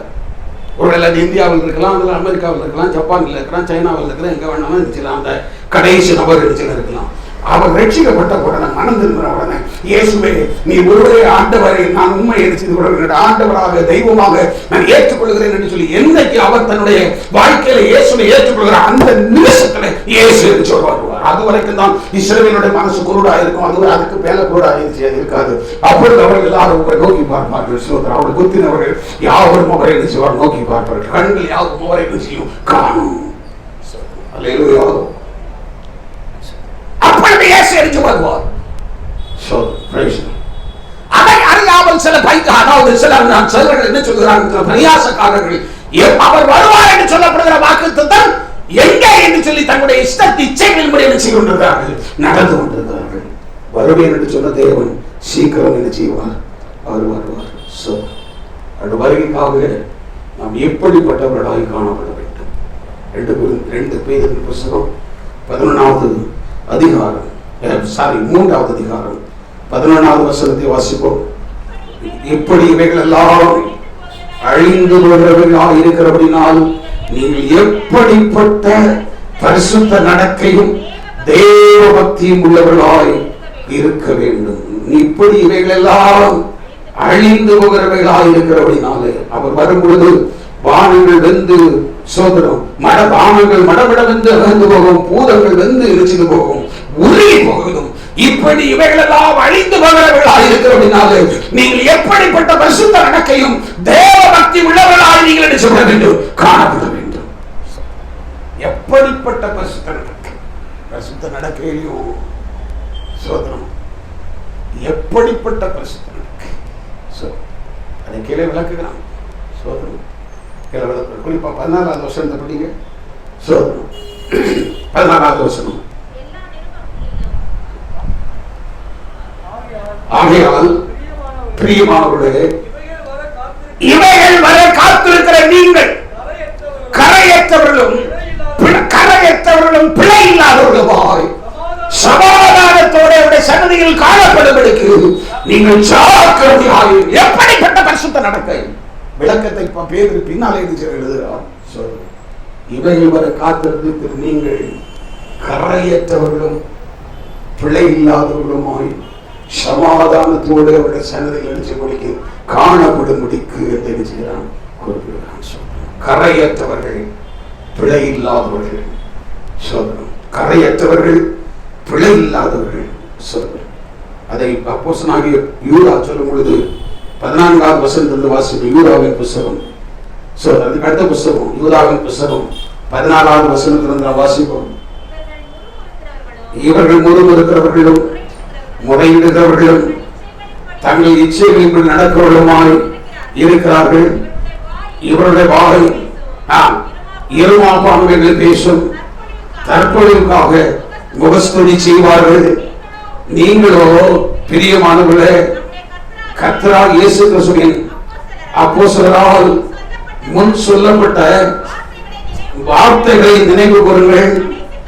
கடைசி காலத்திலே தங்கள் துன்மார்க்கமான இச்சைகளின்படி நடக்கிற பரியாசக்காரர் தோன்றுவார்கள். உங்களுக்கு சொன்னேனே, இவர்கள் பிரிந்து போகிறவர்களும் ஜென்ம சுபாவம் உள்ளவர்களும். நீங்களோ பிரியமானவர்களே, உங்கள் மகா பரிசுத்தமான விசுவாசத்தின் மேலே உங்களை உறுதிப்படுத்திக் கொண்டு, மகா பரிசுத்தமான விசுவாசத்தின் மேல் உங்களை உறுதிப்படுத்திக் கொண்டு பரிசுத்த ஆவிக்குள் என்ன செய்யுங்கள்? நீங்கள் ஜெபம் பண்ணுங்கள். மகா பரிசுத்தமான விசுவாசத்திலே நீங்கள் உங்களை உறுதிப்படுத்திக் கொண்டு பரிசுத்த ஆவிக்குள் நீங்கள் என்ன செய்யுங்கள்? ஜெபம் பண்ணி தேவனுடைய அன்பிலே உங்களை காத்துக்கொள்ளுங்கள். 24வது வசனத்தை படிப்போம். வழுவாதபடிக்கு உங்களை காக்கவும் தமது மகிமையுள்ள சிங்காசனத்தில் முன்பதாக உங்களை மாசற்றவர்களாய் நிறுத்த வல்லவருமாகிய தாம் ஒருவரே ஞானம் உள்ளவரும் நம்முடைய இரட்சகராக இருக்கிற தேவனுக்கு கனமும் மகத்துவமும் வல்லமையும் அதிகாரமும் இப்பொழுதும் எப்பொழுதும் உண்டாவதாவது. சோதரம் சோதரம் சோதரம் கரையற்றவர்களாக தன் வெளிப்படுத்தல் புத்தகம் 16வது அதிகாரம் 15வது வசனத்தில் நாம் பார்க்கிறோம். வெளிப்படுத்தல் 16வது அதிகாரம் 15வது வசனத்தில் வாசிப்போம். சோதனை, இதோ திருடனை போல வருகிறேன், தன் மானம் காணப்படத்தக்கதாக நிர்வாணமாய் நடவாதபடிக்கு விழித்துக் கொண்டு தன் வஸ்திரங்களை காத்துக் கொள்கிறவன் பாக்கியவான். தன் மானம் காணப்படத்தக்கதாக நிர்வாணமாய் நடவாதபடிக்கு தன் வஸ்திரங்களை விழித்துக் கொண்டு தன் வஸ்திரங்களை காத்துக் கொள்கிறவன் நினைச்சுகிறான் பாக்கியவான். ஸ்தோத்திரம், ஹல்லேலூயா, பிரைஸ் தி லார்ட், ஸ்தோத்திரம், பிரைஸ் தி லார்ட். வஸ்திரங்களை காத்துக் கொள்கிறவன் பாக்கியவான். கரைபடாமல் வஸ்திரம் கரைபடாதபடிக்கு உன்னை நினைச்சது கொள், நீ காத்துக்கொள். ஸ்தோத்திரம், ஸ்தோத்திரம். நம்முடைய வஸ்திரம் கரைபடாதபடிக்கு நம்ம நினைச்சிட்டு காத்துக்கொள்ள வேண்டும். ஆகவே தான் 1 தெசலோனிக்கேயர் புத்தகம் 5வது அதிகாரம் 23வது வசனத்தில் அப்போஸ்தலனாகிய பவுல் சோதர் கிறிஸ்துவினுடைய வருகைக்கு உரிய சோதர் ஆயுதத்தை பற்றி சொல்லும் பொழுது சொல்லுகிறான். 23வது வசனம் 5வது அதிகாரம் 23, 1 தெசலோனிக்கேயர் 5:23, சமாதானத்தின் தேவன் தாமே உங்களை முற்றிலும் பரிசுத்தமாக்குவாராக. சொல்றான், சமாதானத்தின் தேவன் தாமே உங்களை முற்றிலும் பரிசுத்தமாக்குவாராக. உங்களுடைய ஆவி ஆத்தும சரீரம் முழுவதும் நம்முடைய கர்த்தராகிய இயேசு கிறிஸ்து வரும்போது குற்றமற்றதாக இருக்கும்படி காக்கப்படுவதாக. கரங்களை சொல்லுவோம், ஹல்லேலூயா. நம்முடைய ஆவி ஆத்தும சரீரம் முழுவதும் நம்முடைய கர்த்தராகிய இயேசு கிறிஸ்து வரும்போது குற்றமற்றதாக இருக்கும்படி காக்கப்படுவதாக. அவர் பரிகாசக்காரர் சொல்லுவார், அவர் வருவார் என்று சொல்லப்படுகிற வாக்குத்தத்தம் எங்கே? உலக தோற்றம் முதற்கொண்டு எல்லாமே அப்படியே தான் செய்து இருக்குது. அவரை வரவே மாட்டார் என்று சொல்லி சொல்லுவார். அவர்கள் பரிகாசக்காரர், அவர்கள் தங்களுடைய சுய இச்சைகளின்படி நடக்கிறவர்கள். ரம்யான கர்த்தருடைய பிள்ளைகளை, அவர் வருகையை நம்புகிற நாம், அவர் வருவார் என்று சொல்லி விசுவாசிக்கிற நாம், அவருடைய வருகையின் காலம் நெருங்கி விட்டது என்று சொல்லி ஹல்லேலூயா அதை ஏற்றுக்கொள்ள, அந்த வசனத்தை ஏற்றுக்கொள்ள, சத்தியத்தை ஏற்றுக்கொள்ளுகிற நாம் சோதரம் ஒவ்வொரு நாளும் தேவனுடைய சமூகத்தில் ஜெபிக்க வேண்டும். ஆண்டவரே, எங்களுடைய ஆவி ஆத்தும சரீரம் முழுவதும் நீர் வரும்பொழுது குற்றமற்றதாக இருக்கும்படி காக்கப்படும்படிக்கு என்னை முழுவதுமாய் உங்களுடைய பாதத்தில் அர்ப்பணிக்கிறேன். சோதரம் ஹல்லேலூயா. ஒருவேளை புதிய வருடத்தை காண்பதற்கு முன்பதாகவே இயேசு வந்து விடலாம். சோதரம் யாருக்கு தெரியும்? புதிய வருடத்தை நாம் காண்பதற்கு முன்பதாகவே இயேசு வந்து விடலாம். நினையாத நேரத்தில் இயேசு வருவார், திருடனை போல அடிச்சு வருவார். தன் மானம் காணப்படத்தக்கதாக நிர்வாணமாய் நடவாதபடிக்கு தன் வஸ்திரங்களை காத்துக் கொள்கிறவன் பாக்கியவான். கிறிஸ்துவனுடைய வருகைக்காக கரைபடாதபடிக்கு நம்ம காத்துக்கொள்வோம். மாமிசத்தால் கரைப்பட்டிருக்கிற வஸ்திரத்தை நினைச்சு வெறுத்து தள்ளுவோம்.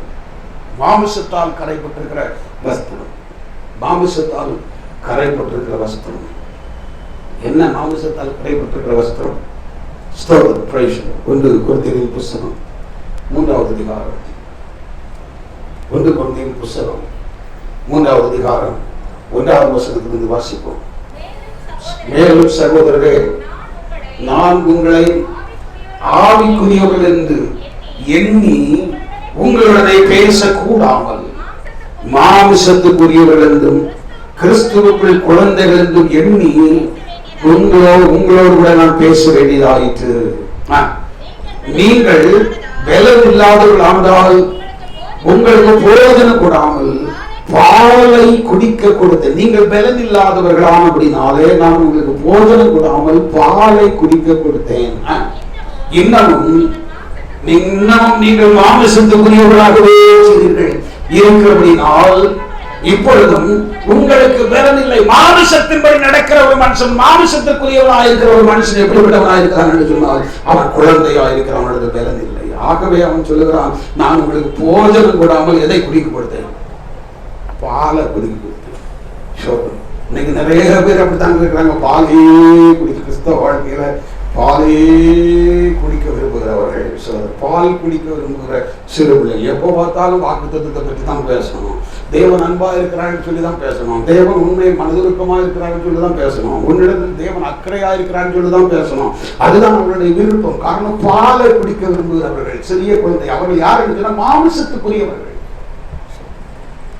மாமிசத்துக்குரியவனுக்கு போதனம் கொடுக்க முடியாது, அவனுக்கு பாலெல்லாம் குடிக்க கொடுக்கணும். அவன் சிறிய குழந்தை. அதனால்தான் பவுல் சொல்கிறார், காலத்தை பார்த்தால் போதகராக இருக்க வேண்டிய நீங்கள் இன்னும் உங்களுக்கு எதைத்தான் குடிக்க கொடுத்துட்டு இருக்கீங்க? பாலே குடிக்க கொடுத்துட்டு இருக்கீங்க. காலத்தை பார்த்தால் அப்படின்னா ரசிக்கப்படி எத்தனையோ வருஷம் ஆயிடுச்சு. 10 வருஷம் 20 வருஷம் 30 வருஷம் ஆயிடுச்சு, இன்னும் நீ பாலையே குடிச்சுட்டு இருக்க. சோதரன் அவனை பற்றி என்ன சொல்ல வந்துச்சுன்னா, அவனுக்கு பலன் இல்லை. இரண்டாவது அவன் மாமிசத்துக்குரியவன். ஏன் மாம்சத்துக்குரியவனா இருக்கிறான் என்று சொன்னால் கீழே வசந்த படிங்க. பொறாமையும் வாக்குவாதமும் பேதகங்களும், பொறாமையும் வாக்குவாதமும் உங்களுக்குள்ள பேதகங்களும் உங்களுக்குள்ள இருக்கிறபடினால் நீங்கள் மாமிசத்துக்குரியவர்களாக இருந்து மனுஷ மார்க்கமாய் நீங்கள் நினைச்சுக்கிறீர்கள், நடக்கிறீர்கள். நீங்கள் மாமிசத்துக்குரியவர்களாக இருக்கிறீர்கள். பொறாமையும் வாக்குவாதமும் பேதகங்களும் உங்களுக்குள்ள இருக்கிறபடினால், பொறாமை வாக்குவாதம் பேதகம், இது மாமிசத்தின் குணம். அவன் அப்படிப்பட்ட மனுஷனுக்கு தான் எது எப்பவுமே எதை தான் குடிச்சிட்டு இருப்பான், பாலையை தான் குடிச்சிட்டு இருப்பான். அவனுக்கு பலமான ஆகாரம் இருந்துச்சு, அது கொடுக்க முடியாது. இந்த கால நேரத்தில் அருமையான கர்த்தருடைய பிள்ளைகளை, நான் மாமிசத்தால் கரைப்பட்டிருக்கிற வஸ்திரத்தை தள்ளுவோம். அது இந்த வருஷத்தோடு முடிஞ்சு போட்டோம். இது பலமான ஆகாரத்தை சாப்பிடுறதுக்கு ரெடி ஆகும். பரிசுத்த வாழ்க்கையில் முன் செல்வதற்கு நாம் என்ன செய்யணும்? நம்மை அர்ப்பணிக்கணும். அருமையான கர்த்தருடைய பிள்ளைகளை, ஸ்தோத்திரம். பரியாசக்காரன் உட்காரும் இடத்தில் உட்காராமல், இப்படிப்பட்ட மனுஷனோடு கூட நீ நினைச்சு அதை உட்காராத. சோதனம். இயேசு வரமாட்டார், இயேசு வருவார் என்று சொல்லப்படுகிற வாக்குத்தத்தம் எங்கே என்று சொல்லி தன்னுடைய சுய இச்சைகளின் நடக்கிற அவர் ஊழியக்காரனாக இருந்தாலும் சரி, அவர் விசுவாசியாக இருந்தாலும் சரி, எத்தனை வருஷம் ஊழியம் செஞ்ச ஊழியக்காரனாக இருந்தாலும் சரி, எத்தனை வருஷம் விசுவாசியாக இருந்தாலும் சரி, அவனோட உடனே உட்கார்ந்த உன்னை தனிமைப்படுத்திக் கிறிஸ்து இயேசு சீக்கிரம் அணிந்து வரக்கூடாது. இரண்டாவது ஒரு வசனத்தை வாசி. நீதிமொழிகளின் புஸ்தகம் 21வது அதிகாரம் 24வது வசனம். நீதிமொழிகளின் புஸ்தகம் 21வது அதிகாரம் 24வது வசனம். அகங்காரமும் இடமும் உள்ளவனுக்கு பரியாசக்காரன் என்று பெயர். அகந்தையான சினத்தோட நடக்கிறான். அகங்காரமும் இடமும் உள்ளவனுக்கு பரியாசக்காரன் என்று பெயர். முதலாவது பரியாசக்காரன் யார் என்று சொன்னால், தன்னுடைய சுய இச்சைகளின் நடந்து அவர் வருவார் என்று சொல்லப்படுகிற வாக்குத்தம் எங்கே என்று சொல்லுகிறவன் பரியாசக்காரன். இரண்டாவது, நீதிமொழிகளின் புத்தகத்திலே சாலமோன் மூலமாய் ஆண்டவர் சொல்கிறார், அகங்காரமும் இடும்பும் உள்ளவனுக்கு பரியாசக்காரன் என்று பெயர். அகங்காரம்,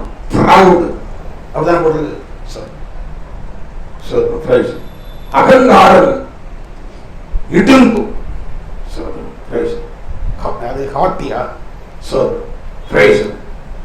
யாரும் என்ன இடத்துல எதையும் நினைச்ச முடியாது, சொல்ல முடியாது. நானும் தான் எனக்கு ராஜா, யாரும் என்ன நினைச்ச முடியாது, கட்டுப்படுத்த முடியாது. அகங்காரம், அகங்காரமும் இடும்பும் உள்ளவனுக்கு பரியாசக்காரன் என்று சொல்லி பேர். அகங்காரம் பெருமை, இடும்பு யாரும் எனக்கு எதுவும் சொல்ல வேண்டிய அவசியம் இல்லை, எனக்கு எல்லாம் எனக்கு தெரியும், யாரும் எனக்கு ஆலோசனை சொல்லப்படாது, யாரும் என்னை கட்டுப்படுத்த முடியாது. சொல்றேன், எனக்கு அறிவுரை சொல்றதுக்கு இவர் யாரு? அகந்தையான சினத்தோடு நடக்கிறான். பரியாசம். அருமையான கர்த்தருடைய பிள்ளைகளை, பெருமை அப்படின்னு சொல்ற ஒன்று எனக்குள்ளே வந்து விட்டால், அது உங்களுக்குள்ள வந்துட்டால், வேதம் சொல்லுது பரியாசக்காரன். பரியாசக்காரன் பரியாசக்காரன் உட்காரும் இடத்தில் நீ என்ன செய்யாத, உட்கார. பெருமை குறித்து முழு வேதாகமத்திலும் சொல்லப்பட்டிருக்குது. ஏன்? பாவம் உண்டானதே பெருமையில தான் உண்டாச்சு. பாவம் உண்டானதே பெருமையில தான் உண்டாச்சு. தூதன், கீழே தள்ளப்பட்ட தூதன் எதனாலதான் பாவம் செஞ்சான்? பெருமையாய் இருந்துதான் கீழே தள்ளப்பட்டான். பெருமை அவனுக்குள்ள வந்ததுனால தான் கீழே தள்ளப்பட்டான். அந்த பெருமை அவனுக்கு அங்க இருக்கும்போது மட்டுமல்ல, கீழே விழுந்த பிறகும் அவனுடைய பெருமை அவனை விட்டு போகல. அந்த பெருமையை தான் யார் இடத்திலும் கொடுத்தான்? ஏவாள் இடத்திலும் கொடுத்தான். நீ யாரை போல இருப்ப? தேவனை போல இருப்பான்னு தான் சொன்னான். பெருமையை தான் ஊட்டுறான். பெருமையினாலே கீழே தள்ளப்பட்டான். அந்த பெருமையோடு கூட தான் அவன் நினைச்சிட்டு அந்த பூமியில நினைச்சு விழுந்தான். பூமியில விழுந்த பிற்பாடும் ஏவாளை வஞ்சித்தது எதனால் தான் வஞ்சிக்கிறான்னு சொன்னா, பெருமையினால் தான் வஞ்சிக்கிறான். இந்த பழப்பனை புசிச்சுன்னு சொன்னா நீ யாரை போல மாறிடுவா? தேவனை போல என்று மாறிடுவா. பெருமையை ஊட்டுகிறான். பெருமை ஒரு மனுஷனிடத்தில் இருக்குதுன்னு சொன்னாக்கி அவன் யாரால் ஊட்டி வளர்க்கப்படுகிறான்? பிசாசானவனால் ஊட்டி வளர்க்கப்படுகிறான். பரியாசம் மறந்துவிடாது. எத்தனை வருஷம் ஆனாலும் சரி, எத்தனை வருஷம் ஆனாலும் சரி, நாம் ரட்சிக்கப்பட்ட அன்றைக்கு எப்படி நம்ம தாழ்மை உள்ளவர்களாக இருந்தோமோ அது கொஞ்சம் கூட மாறவே கூடாது. என் பாஸ்டர் மாறிட்டாருன்னு சொல்லி யாரும் என்னை பார்த்து சொல்லக்கூடாது. அவர் முன்னை போல இல்லை. நிறைய விளக்கங்கள் நீங்கள் சொல்லலாம், அதெல்லாம் நான் ஏற்றுக்கிட்டு இருக்க முடியாது. சொல்லணும். காரணம் சுதாகர் அப்படியே சொல், அதெல்லாம் நம்ம எழுத முடியாது. விளக்கத்துக்கெல்லாம் பதில் சொல்ல முடியாது. அது வேற.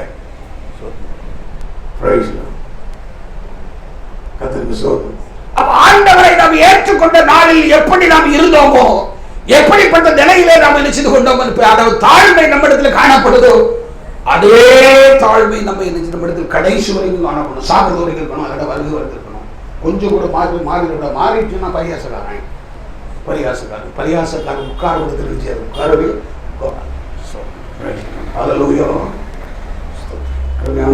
பிள்ளைகளை, பெருமைக்கும் கிறிஸ்தவ வாழ்க்கைக்கு என்னது கிடையாது, இடமே கிடையாது. இந்த பெருமை பற்றி பேசிக்கிட்டே போகலாம்.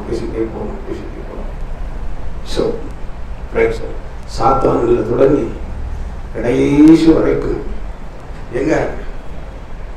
எங்க வெளிப்படுத்துற புத்தகத்துல சபை சொல்லி சேர்ந்த விலகோரிக்கை சபை, கடைசி சபை, அது வரைக்கும் பெருமைதான் இருக்கு.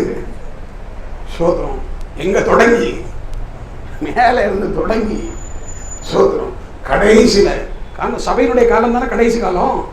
லவோதிக்கா சபை தான் கடைசி சபை. அந்த சபையை பற்றி என்ன சொல்லுகிறான்? நான் யாருக்கும் குறைஞ்சவன் கிடையாது. சோதரம் நான் ஐஸ்வர்யவான், திரவிய சம்பன்னன், எனக்கு எந்த குறையுமே கிடையாதுன்னு சொல்லி வெறும் ஆட்டுச்சு இல்லையா? அந்த லவோதிக்கா சபை அது கடைசி காலம். சோதரம் அதாவது வருகையின் காலம். அப்போ ஆரம்பத்திலிருந்து கடைசி வரைக்குமே பிசாசானவன் எதை கொண்டுதான் செயல்படுத்துகிற ஜனங்களை வஞ்சிக்கிறான் என்று சொன்னால் இந்த பெருமையை கொண்டுதான் வஞ்சிக்கிறோம். ஜாக்கிரதையாக கிறிஸ்தவ வாழ்க்கையில பெருமைக்கு என்பது கிடையாது, இடமே கிடையாது. ஒவ்வொரு நாளும் தேவனுடைய சமூகத்தில் தன்னை தாழ்த்து. ஆகவே தான் சங்கீதக்காரன் தாவீது ராஜாவா இருந்த பொழுது, ஆண்டவரே நான் ஒரு புல், நானோ ஒரு புழு. என்ன சொல்லுகிறான்? நான் ஒரு புழு ஆண்டவரே. இதை யாராவது சொல்ல முடியுமா? இப்போ இருக்கிற ஒரு சரி வேண்டாம், உலகத்துக்கு நம்ம போகிறோம். நம்ம விசுவாசிகள் இருக்கிற யார்கிட்டயாவது போய் நீ ஒரு புழு அப்படின்னு சொன்னா எப்படி இருக்கும்? நீ ஒரு சாம்பல் அப்படின்னு சொன்னா எப்படி இருக்கும்? எது வெளிப்படுது? அந்த பெருமை வெளிப்படுது. தாழ்மை உள்ள மனுஷன் நினைச்சு ஏதாச்சும் யார் இருந்த சொல்லணும் சரி, சோதரம் இந்த காதில் கட்டு அந்த காதில் விட்டுருவோம். இன்னைக்கு நம்ம எதைத்தான் ஒரு வசனத்தை விட்டுருவோம், ஒரு காதுல கேட்டு அடுத்த காதுல விட்டுருவோம். ஆனால் யாராவது நம்ம திட்டுனாங்க, நம்ம கோவப்படுத்துனாங்க, அது சர்றனி உள்ள போய் அப்படியே எழும்பிடுவோம். ஆனால் வேத வசனத்தை நம்ம கேட்டோம்னா ஒரு காதுல கேட்டு அடுத்த காது வழி அப்படியே நினைச்சுக்கிறோம், பாஸ் பண்ணிடுவோம். இது நமக்கு தேவையில்லை அப்படின்னு. காரணம் ஏன்னு சொன்னா பெருமை நமக்குள்ள நினைச்சது இருக்குது. சாத்தானதை விதைச்சு வச்சிருக்கிறான் சோதனம். அதை நம்மிலிருந்து முற்றிலும் அறிந்து செய்யணும், எடுத்து போடணும். சோதனம் பரியாசக்காரன் அகந்தையான சினத்தோடு நிச்சயம் நடக்கிறான். அகங்காரமும் எலும்பு உள்ளவனுக்கு பரியாசக்காரன் என்று பெயர். சோதனம் அவன் அகந்தையான சினத்தோடு நிச்சயம் நடக்கிறான். ஆண்டவர் பெருமை உள்ளவர்களுக்கு நிச்சயத்தில் இருக்கிறார். சோதனம் நேர்மையானவனை ஆண்டவர் என்ன செய்கிறார் என்று சொன்னால் தூரத்திலிருந்து பார்க்கிறார், பக்கத்துல வர மாட்டார். சோதனம் அதெல்லாம் தேவனுடைய மனுஷனாகி மோசே சொன்னான், நம்முடைய தேவனாகி கர்த்தரை தொழுது கொள்கிற போதெல்லாம் அவர் நமக்கு சமீபமாய் இருப்பது போல தேவனை இவ்வளவு சமீபமாய் பெற்றிருக்கிற வேற பெரிய ஜாதி எது என்று சொல்லி சொன்னான். ஆனால் பெருமை உள்ள ஒரு மனுஷனுக்கு சோதனம், அந்த பெருமையோடு கூட இருந்து நாம் தேவனை தேடினோமானால் தேவன் நம்முடைய பக்கத்தில் வரமாட்டார், ஒரு தூரத்தில் இருக்கிறார். மேற்கணியான 138வது சங்கீதம் 138வது சங்கீதத்துல அந்த வசனத்தை எடுத்து படிப்போம். சங்கீதம் 138. மேட்டுமையானவனையோ அவர் தூரத்தில் கர்த்தர் உயர்ந்தவராக இருந்தும் தாழ்மையுள்ளவனை நோக்கி பார்க்கிறார். மேட்டுமையானவனையோ தூரத்திலிருந்து வீசுகிறார், அவர் அறிகிறார். 6வது வசனம் சொல்லும், கர்த்தர் உயர்ந்தவராக இருந்தும் தாழ்மை உள்ளவனை நோக்கி பார்க்கிறார். மேட்டுமையானவனையோ அவர் தூரத்திலிருந்து பார்க்கிறார். தூரத்திலிருந்து பார்க்கிறார், பக்கத்தில் வர்றதில்லை. அவர் உண்மையாய் அதே சங்கீதக்காரன் சொல்கிறான், தம்மை நோக்கி கூப்பிடுகிற யாவருக்கும், உண்மையாய் தம்மை நோக்கி கூப்பிடுகிற யாவருக்கும் அவர் கர்த்தர் சமீபமாக இருக்கிறார். சோதனம் தேவனுடைய மனுஷனாகி மோசே சொன்னான், தேவனை இவ்வளவு சமீபமாய் பெற்றிருக்கிற வேறு பெரிய ஜாதி எது? ஆனால் நேர்மையான இருதயத்தோடு தேவனை தேடும் பொழுது அவர்களுக்கு தேவன் தூரமாக போகிறார். தூரத்திலிருந்து அவர்களை அறிகிறார், தூரத்திலிருந்து பக்கத்தில் வர மாட்டார். கருமையான கத்துடைய பிள்ளைகளை, மேட்டிமை பெருமை என்று சொல்லப்படுகிற இந்த காரியங்கள் நமக்கு என்ன செய்ய வேண்டாம், காணப்படவே வேண்டாம். அதாவது நீதிபதிகள் புஸ்தகத்துல நினைக்கிற 9வது அதிகாரமா 6 காரியங்களை கர்த்தர் ஒதுக்கிறார், 7 அவருக்கு அருவருக்கானவைகள் இல்லைதான். 6வது அதிகாரம் 16வது வசனத்தை படிப்போம். 4 காரியங்களை கர்த்தர் வெறுக்கிறார், 7 அவருக்கு அருவருப்பானவைகள். அவை அவன மேட்டிமையான கண். மேட்டி முதல்ல வர்றது என்னதான் வருது? முதல்ல மேட்டிமையான கண். பார்வையே ரொம்ப ரொம்ப ரொம்ப உயர்ந்த ஒரு பார்வை.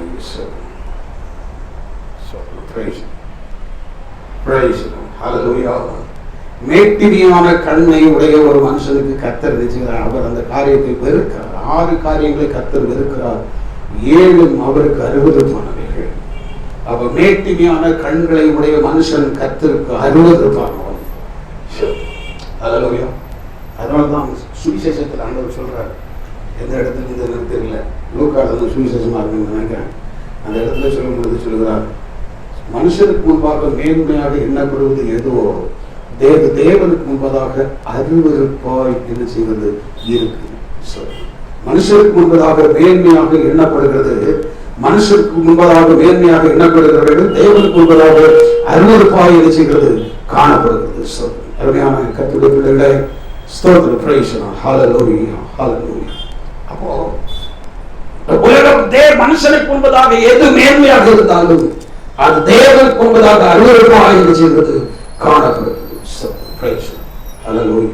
இந்த காலம் இந்த பிற்பகல் நேரத்தில் நம்மை ஆராய்ந்து பார்ப்பதற்காக தேவனுடைய சமூகத்தில் கூடி வந்திருக்கிறோம். ஆராய்ந்து பார்ப்பதற்காக கூடி வந்திருக்கிற நேரத்தில் நம்முடைய இருதயத்தை தற்பரிசோதனை செய்து பார்ப்போம். என்னிடத்தில் இந்த பெருமை உண்டா? பெருமை உண்டா என்பதை சற்று நாம் என்ன செய்வோம், யோசித்து பார்த்து ஒருவேளை காணப்படுமானால் அதிலிருந்து விடுதலை பெற்று இடத்திலிருந்து கடந்து செல்வோம். வருஷத்தில் கடைசி நாட்களில் வந்திருக்கிற நாம் நம்மை தேவனுடைய சமூகத்திலே ஆராய்ந்து பார்ப்போம். அடுத்தபடியாக சொல்கிறான் 2வது வசனத்துல, கர்த்தருடைய வேதத்தில் பிரியமாக இருந்து இரவும் பகலும் அவருடைய வேதத்தில் தியானமாயிருக்கிற மனுஷன் பாக்கியவான். அவருடைய வேதத்தில் தியானமாக இருக்கிற மனுஷன் பாக்கியவான். கர்த்தருடைய வேதத்தில் பிரியமாக இருந்து, முதல்ல கர்த்தருடைய வேதத்தில் பிரியமாக காணப்படணும். இரவும் பகலும் அவருடைய வேதத்தில் தியானமாக இருக்கிற மனுஷன் எப்படிப்பட்டவன்? பாக்கியவான். கர்த்தருடைய வேதத்தில் நமக்கு ஒரு வாஞ்சை, ஆசை உண்டாகும். தேவன் எனக்கு கொடுத்திருக்கிறதான ஒரு பெரிய ஒரு ஈவு சோதனம். அவரை நான் அறிந்து கொள்வதற்கும், என்னை நான் அறிந்து கொள்வதற்கும், என்னை சரியாக புரிந்து கொண்டு என்னை அவரிடத்தில் அர்ப்பணிப்பதற்கும், அவருடைய ராஜ்யத்திற்குள் நான் போவதற்கு ஆயத்தப்படுவதற்கும் தேவன் எனக்கு கொடுத்திருக்கிறதான ஆலோசனைகள். அப்படித்தானே? வேதத்தின் மூலமாக நாம் ஆண்டவரை அறிந்து கொள்கிறோம். வேதத்தை வாசிக்கும் பொழுது நம்மை அறிந்து கொள்கிறோம். இந்த வேதத்தை வாசிப்பதன் மூலம் பரலோகத்திற்குள்ள வழியை அறிந்து கொள்கிறோம். நித்திய ஜீவனை பெற்றுக் கொள்கிறோம். அல்லேலூயா. தேவன் யார்? அவர் எப்படிப்பட்டவர்? அவர் எப்படிப்பட்ட வல்லமை உள்ளவர்? அவர் என்ன செய்கிறார்? அவர் எனக்கு எப்படிப்பட்டவராக இருக்கிறார் என்று சொல்லப்படுகிற எல்லாவற்றையும் இந்த வேத வசனத்தை வாசிப்பதன் மூலம் நாம் அறிந்து கொள்கிறோம். இந்த வேத வசனத்தை படிப்பதன் மூலம் நம்முடைய இருதயத்தை ஆண்டவர் நினைச்சுகிறார் என்று சொன்ன வெளிப்படுது. நான் யார் என்பதை அறிந்து கொள்ள எனக்கு உதவி செய்யக்கூடிய ஒரே புஸ்தகம் என்னதுதான்? இந்த வேத புஸ்தகம் தான். ஆகவேதான் சோதரம் எபிரேயர் 4வது அதிகாரம் 12வது வசனத்தில் நாம் பார்க்கிறோம். எபிரேயர் 4வது அதிகாரம் 12வது வசனத்தை படிப்போம். சோதரம் தேவனுடைய வார்த்தையானது ஜீவனும் வல்லமை உள்ளதாயும் இருபுறமும் கருவுள்ள எந்த பட்டயத்திலும் கருக்கானதையும் ஆத்மாவையும் ஆவியையும் கணுக்களையும் ஊனையும் பிரிக்கத்தக்கதாக உருவ கொத்துகிறதாயும் இருதயத்தின் நினைவுகளையும் நல்லா கவனிங்க, இருதயத்தின் நினைவுகளையும் யோசனைகளையும் வகையறுக்கிறதாயும் நினைச்சுகிறது இருக்கிறது. இருதயத்தின் யோசனைகளையும் இருதயத்தின் நினைவுகளையும் நினைச்சுகிறது என்று சொன்னால் எனக்கு வகையறுக்கிறது. நீ எப்படிப்பட்ட யோசனை உள்ளவனாக இருக்கிறார், எப்படிப்பட்ட நினைவுகளோடு இருக்கிறார் என்பதை பற்றி இந்த வேதத்தை வாசிக்கும் பொழுது நான் அறிந்து கொள்கிறேன். ஒருவேளை என்னுடைய நினைவுகள் தேவனுடைய வழிக்கு முரண்பாடாய் காணப்படுமானால், தேவனுடைய வேத வசனத்துக்கு புறம்பாக இது காணப்படுமானால், அதிலிருந்து என்னை திருத்திக் கொள்வதற்கு இது எனக்கு நினைச்சுகிறது நல்ல உதவி செய்கிறது. அந்த வேத வசனத்தை பற்றி இங்கே சொல்லுகிறார். கர்த்தருடைய வேதத்தில் பிரியமாய் இருந்து இரவும் பகலும் அவருடைய வேதத்தில் தியானமாய் இருக்கிற மனுஷன் என்று சொல்லப்பட்டவர் பாக்கியவான். அவன் ஆசீர்வதிக்கப்பட்டவன். அவன் தான் எப்படிப்பட்டவன்? ஆசீர்வதிக்கப்பட்டவன். சங்கீதம் 1வது சங்கீதம் எச்சரிப்போடு ஆரம்பிக்கிறது, அதே சமயத்தில் ஆசீர்வாதத்தோடும் இருக்கிறது. ஆசீர்வாதமான வார்த்தையும் நமக்கு சொல்லுது. எச்சரிப்பு, ஆண்டவரை எப்போதுமே எச்சரித்துக் கொண்டிருக்கிறவர் அல்ல, அவர் ஆசீர்வதிக்கிறவர். அல்லேலூயா. அதான் சத்தியம். அவரை எச்சரிப்பார். அதனால் நான் யோபு புத்தகத்தை பார்க்கிறோம். அவர் காயப்படுத்தி காயம் கட்டுகிறார், அவர் அடிக்கிறார், அவருடைய கை என்ன செய்கிறது? ஆற்றுகிறது. தேவன் நம்மை கண்டிக்கிறார். துன்மார்க்கருடைய ஆலோசனை நடவாத, பாவியோட வழியில நில்லாத, பரியாசக்கார உட்கார இடத்துல இருந்து உட்காராத. அடுத்த வசனத்துல ஆசீர்வாதத்தை சொல்கிறார். கர்த்தருடைய வேதத்தில் பிரியமாயிருந்து இரவும் பகல் வேதத்தில் தியானமா இருக்கிற மனுஷன் ஆசீர்வதிக்கப்பட்டவன், பாக்கியவன், பிளஸ்ஸர். ஆசீர்வதிக்கப்பட்டவர் அவர் தான். கர்த்தருடைய வேதத்தில் பிரியமாய் இருக்கிற ஒரு மனுஷன். காரணம், கர்த்தருடைய வேதம் என்ன சொல்ற வாசிகள் சோதனம். யோவான் சுவிசேஷம் 6வது அதிகாரம் 63வது வசனத்துல வேதத்தின் வேதம் என்ன என்று சொல்லி சொல்லப்பட்டிருக்கிறது. சோதனம். ஹல்லேலூயா. வேதத்துடைய தன்மை என்ன? சோதனம். ஹல்லேலூயா. 6வது அதிகாரம் 63வது வசனத்தை படியுங்கள். ஹல்லேலூயா. ஆவியை உயிர்ப்பிக்கிறது, மாம்சமானது ஒன்றுக்கு உதவாது. நான் உங்களுக்கு சொன்ன வசனங்கள் ஆவியாயும் ஜீவன், அதுவே என்னுடைய ஜீவன். எத்தனை பேர் விசுவாசம்? வேத வசனம் தான் ஜீவனை கொடுக்குது. வேத வசனத்துக்கு இல்லாத நம்ம செத்து போனவங்கள தான் இருந்திருப்போம். அல்லேலூயா.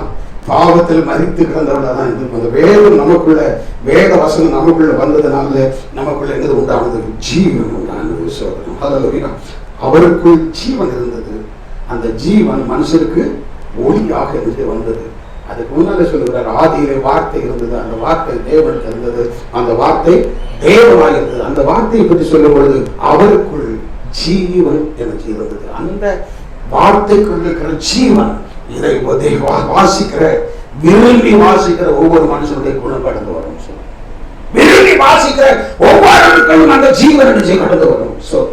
ஆகவே தனது கிறிஸ்துவை உடையவன் ஜீவனை உடையவன், தேவனுடைய குமாரன் இல்லாதவன் ஜீவன் இல்லாதவன். இது ஜீவ வார்த்தை. ஆகவே தான் பேரு சொன்னார், இந்த ஜீவ வார்த்தையை நாங்கள் பிரசங்கிக்கிறோம். அப்போஸ்தலர்களுடைய புத்தகத்தை பார்க்கிறோம், இந்த ஜீவ வார்த்தையை நாங்கள் நிச்சயம் பிரசங்கிக்கிறோம். இது ஜீவ வார்த்தை. அப்ப இதை படிக்கலன்னா நமக்குள்ள என்னதில்லை, ஜீவன் இல்லை. அடுத்த ஒரு வசனத்தை வாசிப்போம். மத்தேயு சுவிசேஷம் 4வது அதிகாரம் 4வது வசனத்தை வாசிங்க. மத்தேயு சுவிசேஷம் 4வது அதிகாரம் 4வது வசனம். பிரதிபுத்திரமாக மனுஷன் அப்பத்தினாலே மாத்திரமல்ல, தேவனுடைய வாயிலிருந்து புறப்படுகிற ஒவ்வொரு வார்த்தையினாலும் பிழைப்பான். நம்மை பிழை போட்டுகிற ஜீவ ஆகாரம் இது. இது அப்பம். அப்பம், ஜீவ அப்பம் நானே என்று சொல்லிவிட்டு ஆண்டவர் அதுதான் சொன்னார். வனாந்தரத்தில் அப்பத்தை சாப்பிட்டவர்கள் மரித்தார்கள். ஆனா இந்த அப்பத்தை புசிக்கிறவன் என்ன தைரியம் இருந்திருப்பான்? அவன் மரணத்தை செய்வதில்லை, காண்பதில்லை. பிதாக்கள் மன்னாவை என்று புசித்தார்கள், அப்பத்தை சாப்பிட்டார்கள். வனாந்தரத்தில் அப்பத்தை சாப்பிட்டவர்கள் மரித்தார்கள். இந்த அப்பத்தை புசிக்கிறவனோ என்னென்றைக்கும் செய்திருப்பான், நிலைத்திருப்பான். இது ஜீவாத்மம். அருமையான கர்த்தருடைய ஒவ்வொரு நாளும் வேத வசனத்தை வாசிக்கும் பொழுது, விரும்பி வாசிக்கும் பொழுது அது நமக்கு ஜீவனாய் மாறுது. ஒவ்வொரு நாளும் வேத வசனத்தை விரும்பி வாசிக்கும் பொழுது அது நமக்கு ஆகாரமாகுது. எத்தனை பேர் வேத வசனத்தை வாசிக்கிறதுனால, படிக்கிறதுனால சாப்பாட்டை மறந்து இருந்திருக்கீங்க? என்ன தவறான கேள்வி கேட்டணும்.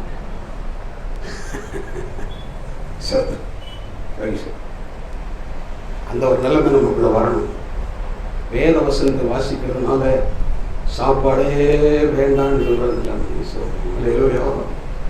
காரணம், மனுஷன் அப்பத்தினாலே மாத்திரம் அல்ல, தேவனுடைய வாயிலிருந்து புறப்படுகிற ஒவ்வொரு வார்த்தையினாலும் பிழைப்பான் என்று நினைச்சிருக்கிறதை எழுதியிருக்கிறதை இன்னொரு வசனத்தை வாசிப்போம். சீக்கிரமா உட்கார்ந்துவோம். யோவான் 12வது அதிகாரம் 48வது வருஷத்தை படிச்சோம். யோவான் 12வது அதிகாரம் 48வது வருஷம். என்னை தள்ளி என் வார்த்தைகளை ஏற்றுக்கொள்ளாதவனை நியாயந்திருக்கிற ஒன்று இருக்கிறது. நான் சொன்ன வசனமே கடைசி நாளில் அவர் என்ன செய்யும்? இது நியாய தீர்ப்பின் புஸ்தகம். நியாய தீர்ப்பு எப்படி இருக்கும்னு சொல்றதை இதை பார்த்தாலும் தெரிஞ்சுக்கலாம். சொல்றேன், நியாய தீர்ப்பு ஆண்டவர் எப்படி நியாயம் தீர்க்க போகிறார், நியாயம் தீர்க்க போகிறார். அப்படிதானே? வருகிறது நியாயம் தீர்க்கிறதுக்காக வருகிறார். எப்படி நியாயம் தீர்ப்பார் என்று சொன்னாக்கி இதை படிச்சாலே தெரிஞ்சுக்கலாம். என்னென்ன இதில் எழுதியிருக்கப்பட்டவர்கள் இப்படிதான் தேவன் நினைச்சுவார் சொன்னால் நியாயம் தீர்ப்பார். இதில் எழுதப்படாத எந்த விதமான காரியத்தை கொண்டு தேவன் நமக்கு நியாயம் தீர்க்க போறது கிடையவே கிடையாது. இதில் எழுதியிருக்கப்பட்டவர்கள் இப்படிதான் தேவன் நினைச்சுவார் என்று சொன்னால் நியாயம் தீர்ப்பார். ஆகவே தான் வேதத்தில் சொல்லப்படும் புஸ்தகங்கள் திறக்கப்பட்டன, அவைகளில் எழுதப்பட்டவர்களின் படியே அவர்கள் நினைச்சார்கள் நியாய தீர்ப்பு அடைந்தார்கள் என்று சொல்லி சொல்லப்பட்டிருக்கல வெளிப்படுத்தல் புஸ்தகத்தில். அவைகளில் எழுதப்பட்டவர்களின்படியே நியாயம் தீர்ப்பார். இதில் எழுதப்பட்டவர்களின்படிதான் தேவன் நிச்சயமார் என்று சொன்னால் நம்மை நியாயம் தீர்ப்பார். அருமையான கர்த்தருடைய பிள்ளைகளை இந்த வருஷத்துக்கு கடைசி பகுதியில் வந்திருக்கிறோம். தேவனுக்கு ஒப்புக்கொடும் ஆண்டவர் இந்த வேதத்தை நாம் ஒருபோதும் மறந்துவிடாது. வரப்போறாங்களே, துன்மார்க்கனுடைய ஆலோசனையில் நடக்கக்கூடாது, பாவிகளுடைய வழியிலிருந்து இருக்கக்கூடாது, பரியாசக்காரர் உட்காரும் இடத்தில் உட்காரக்கூடாது. ஒருவேளை இந்த மூன்றிலும் நமக்கு குறைகள் காணப்படுமானால் அறிக்கையிட்டு விட்டு விடுவோம். இரண்டாவது, கர்த்தருடைய வேதத்தில் பிரியமாயிருந்து இரவும் பகலும் ஒரு வேதத்தில் தியானமாக இருக்கிற மனுஷன் பாக்கியவான் என்று எழுதியிருக்கிறபடி வேத வசனத்தில் ஒருவேளை நாம் இந்த வருஷத்தில் குறைபட்டிருப்போம். ஆனால் வாசிக்கிறதுல, தியானிக்கிறதுல, அதை கைக்கொள்கிறதுல நாம் குறைபட்டவர்களாக இருப்போமானால் அதை அறிக்கையிடுவோம். வரப்போகிற ஆண்டுக்குள் பிரவேசிக்கும் பொழுது, புதிய ஆண்டுக்குள் தேவன் நம்மை கொண்டு போவது அவருக்கு சித்தமானால் அந்த புதிய ஆண்டுக்குள் பிரவேசிக்கிற நாளில் இருந்து ஒவ்வொரு நாளும் இந்த வேதத்துக்கு நாம் கொடுக்க வேண்டிய கனத்தை நமக்கு கொடுக்க வேண்டும். ஒவ்வொரு நாளும் அதை விரும்பி வாசிக்க வேண்டும். கர்த்தர் நம்மை ஆசீர்வதிப்பார். எல்லாரும் கண்டிப்பாக முடிஞ்சிருக்கோம் சார். ஹல்லேலூயா, ஹalleluya. இன்னும் இருக்கிற நாட்களில் ஸ்தோத்திரம், மணி நேரங்களில் நம்மை அதிகமாய் பரிசுத்தப்படுத்த நம்மை ஒப்பு கொடுப்போம். ஹalleluya, ஹalleluya. அந்த கடைசி நாட்களில் நாம் வந்திருக்கிறோம், வருகை காலத்தில் வந்திருக்கிறோம். தேவன் நாம் எப்படிப்பட்டவர்களாக இருக்க வேண்டும் என்று அவர் விரும்புகிறாரோ அதற்கு நம்மை பூர்ணமாய் நாம் அர்ப்பணிப்போம்.